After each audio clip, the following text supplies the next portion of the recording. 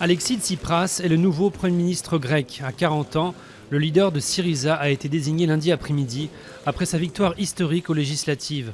Le parti de gauche, qui a manqué la majorité absolue de 2 sièges, va former une coalition avec les Grecs indépendants, petite formation de droite qui veut comme Syriza un effacement partiel de la dette grecque. Les institutions européennes et l'Allemagne ont réagi en affirmant qu'Athènes devra respecter ses engagements. Le groupe État islamique est chassé de Kobané.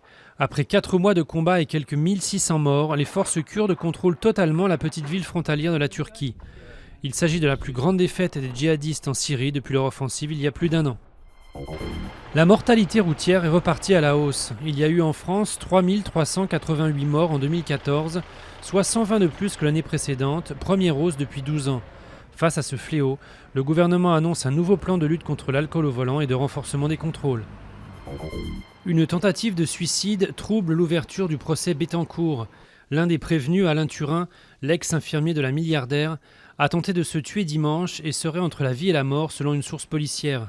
Au total, 10 personnes sont poursuivies à Bordeaux dans le premier volet de ce dossier tentaculaire, pour la plupart soupçonnées d'avoir profité de la vulnérabilité de Liliane Bettencourt. Demis Roussos est mort. Le chanteur grec est décédé ce week-end à Athènes à l'âge de 68 ans, après avoir vendu plusieurs dizaines de millions de disques dans le monde.